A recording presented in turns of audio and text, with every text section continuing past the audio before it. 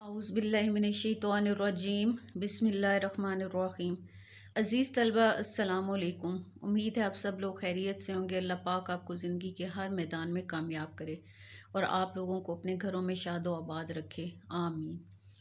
आज फिर हम एक नई आप बीती के बारे में पढ़ेंगे। पिछली वीडियो में मैंने आपको बताया था कि आप बीती क्या होती है। इसको दोबारा से देख लेते हैं कि आप बीती उर्दू ज़बान का लफ्ज़ है जिसके मानी अपनी कहानी कहना, अपना हाल, खुद नविश्त, हालात ज़िंदगी, ज़ाती तजर्बा, अपने आप पर गुज़रे हुए वाक़यात वगैरह हैं।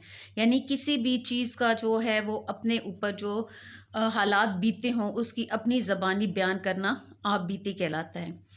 आप बीती अपने साथ पेश आने वाले जो हालात व वाक़यात का अपनी ज़बानी बयान है। ये किसी शख्स के ज़ाती अहवाल का खूबसूरत और दिलचस्प अंदाज में तहरीरी बयान होता है।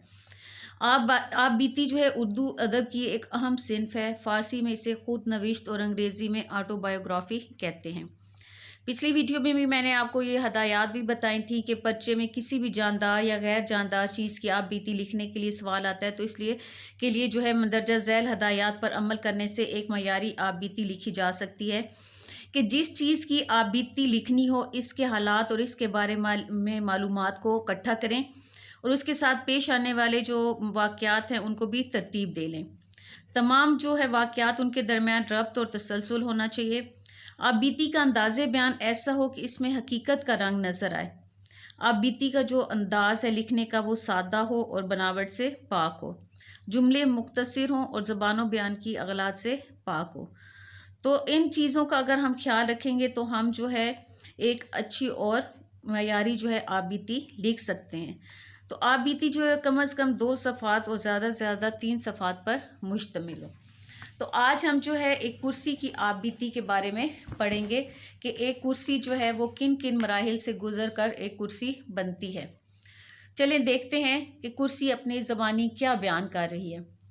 वो कहती है कि आज मैं आपको ईंधन की लकड़ी के टुकड़ों की सूरत में दिखाई दे रही हूँ। ईंधन होता है जलाने की जो लकड़ी होती है।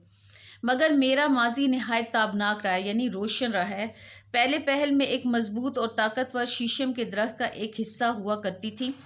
आहिस्ता आहिस्ता वो दरख्त उम्र रसीदा होता चला गया और आखिरकार हम सब शाखें जो हैं वो पत्तों से महरूम हो गईं।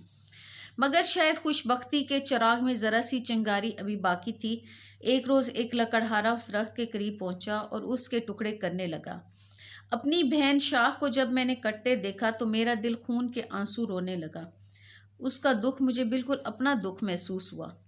खंजर चले किसी पे तड़पते हैं हम अमीर, सारे जहां का दर्द हमारे जिगर में है। अभी मैं इसी गम में थी कि लकड़हारे की लकड़ी के एक वार से मैं भी अपने दरख्त से जुदा हो गई।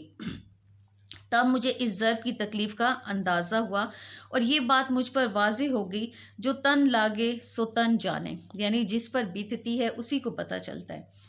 खैर इस ज़रबे कर्बनाक की तकलीफ़ इस कदर ज़्यादा थी कि मैं चंद लम्हों बाद ही बेहोश हो गई और जब मुझे होश आया तो मैंने अपने आप को टिम्बर मार्केट में पाया। थोड़ी देर बाद एक फर्नीचर बनाने वाला वहाँ पहुँचा और मुझ जैसी चंद और लकड़ियों को खरीद कर ले गया। मैं अपने मुस्तकबिल से बिल्कुल बेगाना थी। उस शख्स ने अपनी वर्कशॉप पर जाते ही मेरे चंद टुकड़े किए जिससे मुझे तकलीफ़ तो हुई मगर ये काबिल बर्दाश्त थी। उसने मेरे मुख्तलिफ़ हिस्सों को कील लगाकर दोबारा जोड़ा। मुझे उस पर शदीद गुस्सा आ रहा था कि आखिर अगर उसने मेरे टुकड़ों को बाद में जोड़ना ही था तो काटा क्यों। लेकिन इसका जवाब मुझे तब मिला जब मैंने सरतापा अपना जायज़ा लिया। अब मैं लकड़ी का टुकड़ा नहीं बल्कि एक शानदार कुर्सी बन चुकी थी। बढ़ई ने मुझ पर खूबसूरत रंगो रोगन से सजावट करना शुरू कर दी और आखिरकार मैं एक पुरवकार और जाज़बे नज़र कुर्सी बन गई। मुझे कुर्सी के रूप में इस दुकान पर एक दिन से ज़्यादा न ठहरना पड़ा। अगले रोज़ एक नवाब साहब के मुलाजिम ने मुझे ख़रीद लिया और एक गधा रेडी पर लाद कर नवाब साहब के यहाँ ले गया।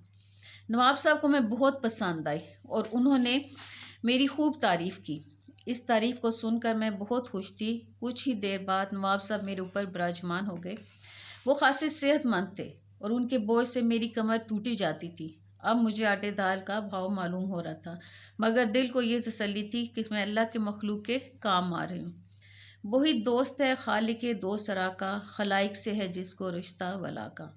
अब तो नवाब साहब रोज़ाना मुझ पर तशरीफ़ फरमा होकर अखबार का जायज़ा लेते। آہستہ آہستہ میرا انگ انگ جواب دینے لگا۔ اب میں بوڑھی ہو رہی تھی اور اتنا بوجھ برداشت کرنا میری بساط سے باہر تھا۔ ایک روز نواب صاحب کے پوتے ان کے یہاں آئے۔ وہ نہایت شرارتی تھے اور آتے ہی انہوں نے مجھ پر اچھل کود شروع کر دی۔ میں گھبرائی اور بہت چلائی، بہت آہوزاری اور فریاد کی، مگر وہ باز نہ آئے اور آخر وہی ہوا جس کا مجھے خوف تھا۔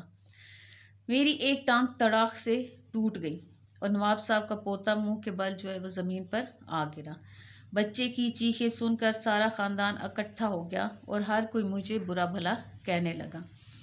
کسی نے اس بات کی پرواہ تک نہ کی کہ میری بھی ٹانگ ٹوٹ گئی ہے۔ خیر، مجھے کباڑ خانے بھجوا دیا گیا، جہاں سے ایک بڑھیا نے مجھے جلانے کے لیے خرید لیا۔ اب میں وہیں لکڑیوں کے ڈھیر میں موجود ہوں اور اپنی موت کا انتظار کر رہی ہوں۔ جب کبھی جنگل کے خوشگوار دن اور معطر بہاریں یاد آتی ہیں تو میرا دکھی دل جو ہے وہ آٹھ آٹھ آنسو روتا ہے اور یہ شعر یاد آتا ہے: یاد ماضی عذاب ہے یارب، چھین لے مجھ سے حافظہ میرا۔ تو یہ تھی آپ کی جو ہے ایک کرسی کی آپ بیتی۔ امید ہے آپ لوگوں کو پسند آئی ہوگی۔ اس سے پہلے بھی میں نے 2-3 آپ بیتیوں پہ ویڈیوز بنائی ہیں، آپ وہ دیکھ لیں تاکہ آپ کو آپ بیتی لکھنے میں آسانی ہو، اور آپ کا جو پیپر میں کوئی بھی آپ بیتی آ جائے، کسی بھی ٹاپک پہ آ جائے، تو آپ کو پتہ ہو کہ آپ بیتی کس طرح لکھنی ہے۔ تو اگر آپ میرے چینل پر نئے ہیں تو میرے چینل کو سبسکرائب کریں، لائک کریں اور اپنے دوستوں میں شیئر بھی کریں۔